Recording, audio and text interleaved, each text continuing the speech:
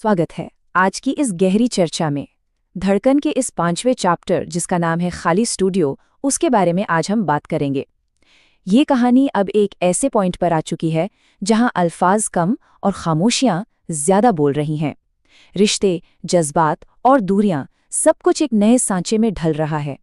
एक ऐसी सुबह जहां सिर्फ और सिर्फ खालीपन अपनी कहानी कह रहा है। चलिए शुरू करते हैं। चलिए इस पूरी सिचुएशन को थोड़ा डिटेल में समझते हैं। शिमला के उस होटल रिसेप्शन पर जो ये छोटा सा अचानक से छोड़ा गया नोट था ना, अगर हम इस पर गौर करें तो समझ आएगा कि आरव का ये संदेश सिर्फ एक नॉर्मल अपडेट नहीं था। परिवार को अचानक पीछे छोड़ना और काम का बहाना बनाकर निकल जाना, ये आने वाले एक बहुत बड़े तूफान का इशारा था। आरव का एक ऐसा मिस्टीरियस फैसला जिसने आगे चलकर सब कुछ पलटकर रख दिया। उस दिन की सुबह ही कुछ अजीब थी। सोचिए जरा, आरव जो रोज अपनी माँ को इतने प्यार से गुड मॉर्निंग कहता था, उस दिन एकदम चुप था। पापा की दवाइयों का टाइम तक नहीं पूछा उसने, और ये रूटीन उसके हर दिन का हिस्सा हुआ करता था, है ना? ये अचानक आई चुप्पी उसके नॉर्मल नेचर से बिल्कुल अलग थी। असल में ये उस इंसान की खामोशी थी जो अंदर ही अंदर कोई बहुत बड़ा फैसला ले चुका है, और अब वो किसी को कोई भी सफाई, कोई भी एक्सप्लेनेशन नहीं देना चाहता। अब जरा इस टाइमलाइन को ध्यान से देखिए। सुबह ठीक 4 बजे बैग पैक करना, उसके बाद अपना फोन फ्लाइट मोड से हटाना और विक्रम के लगातार आते हुए कॉल्स को, जो अभी तक 23 मिस्ड कॉल्स हो चुके थे, उन्हें पूरी तरह इग्नोर कर देना। और सबसे बड़ा कैच क्या था? जब वो टैक्सी में बैठा तो उसने एक बार भी मुड़कर पीछे नहीं देखा। आखिर क्यों? क्योंकि शायद वो जानता था कि अगर एक बार पीछे मुड़कर देख लिया तो अपने कदम रोक लेगा। शिमला की वो पहाड़ी सड़कें अब उसके लिए कोई मंजिल नहीं थी, बस पीछे छूट जाने वाले रास्ते बन गई थी। अब कहानी थोड़ा आगे बढ़ती है और हमारा फोकस आता है अनन्या पर।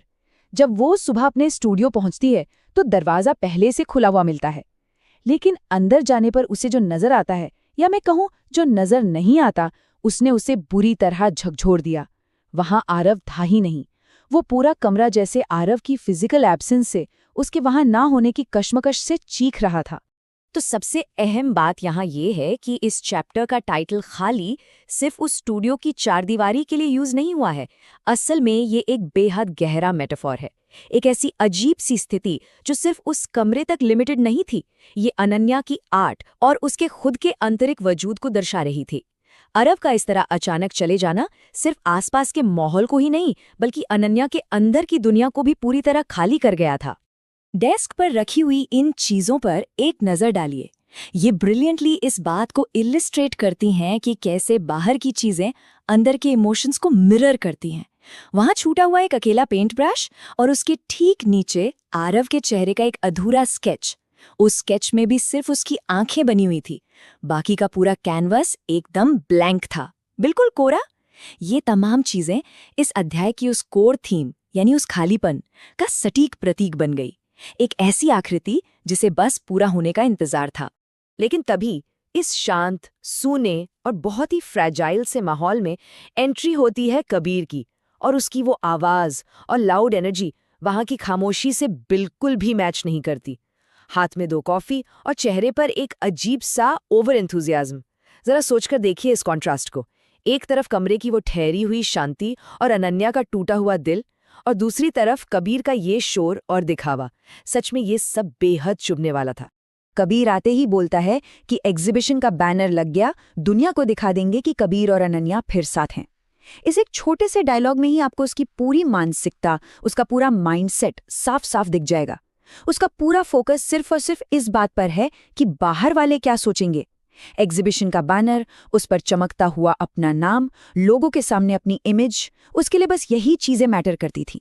अनन्या किस हाल में है, उसकी आंतरिक खामोशी क्या कह रही है, उससे उसे कोई मतलब नहीं था। वहां सिर्फ और सिर्फ कबीर के अहंकार और उसके ईगो की गूंज थी। और ठीक इस मोमेंट पर अनन्या को एक बहुत बड़ी रियलिटी हिट करती है।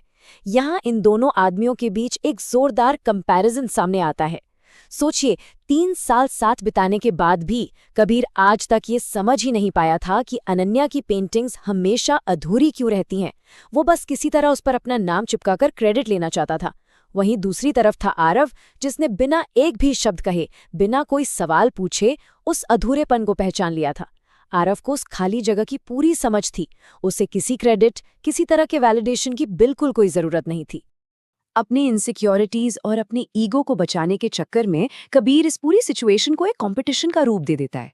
वो ताना मारता है कि क्या वो बिजनेसमैन जीत गया, पर अनन्या का जवाब उसके दिल की बिल्कुल गहराइयों से निकल कर आता है। खिड़की से उस खाली मॉल रोड को देखते हुए, जहां अब 2 कप चाय लेकर चलने वाला कोई नहीं था, वो कहती है, वो जीता नहीं कबीर, वो चला गया। इस लाइन में जो एक गहरा ठहराव है, उस दर्द को सच में महसूस किया जा सकता है। या हार या जीत की तो बात ही नहीं थी, यहाँ तो बस एक अपने के हमेशा के लिए छूट जाने का दर्द था। अब हम इस कहानी के सबसे नाजुक, सबसे इमोशनल पॉइंट पर आ गए हैं। ये वो पल है जहां अनन्या को एक्चुअल में रियलाइज होता है कि उसकी जिंदगी में आरव की कितनी बड़ी अहमियत थी। ये सिर्फ एक कैनवस पर छूटी हुई एक अधूरी आकृति का दुख नहीं था, ये एक बहुत ही कड़वा सच था। एक ऐसी रियलिटी कि अब उसका हर कैनवस और उसकी जिंदगी की हर आने वाली सुबह आरव की मौजूदगी के बिना अब हमेशा हमेशा के लिए अधूरी ही रह जाएगी। और इस अचानक हुए एहसास ने उस रात अनन्या को ठहराव और दृढ़ता के साथ कुछ बहुत ही अहम फैसले लेने पर मजबूर कर दिया। जरा ध्यान से सुनिए उस रात घटनाओं का क्रम कैसे आगे बढ़ा। सबसे पहले उसने बिना किसी हिचकिचाहट के उस आने वाली एग्जीबिशन को ही कैंसिल कर दिया, जिसमें कबीर की इतनी उम्मीदारी जुड़ी थी। फिर दूसरा कदम, उसने एक आखिरी उम्मीद के साथ आरव का फोन नंबर डायल किया। लेकिन तीसरा स्टेप, फोन के दूसरी तरफ से जो आवाज आई वो किसी की सांस नहीं थी, वो एक रूखी सी, ठहरी हुई, स्विच्ड ऑफ टोन थी। पहाड़ों की उन ठंडी और तेज हवाओं के बीच उस फोन के बंद होने की आवाज ने जैसे सब कुछ खत्म होने का एक भारी फाइनलिटी का एहसास करवा दिया। उस रात सच में ये क्लियर हो गया था कि मुंबई वाकई बहुत दूर है। और यहीं से उभरता है हमारी इस चर्चा का सबसे बड़ा और आखिरी सवाल।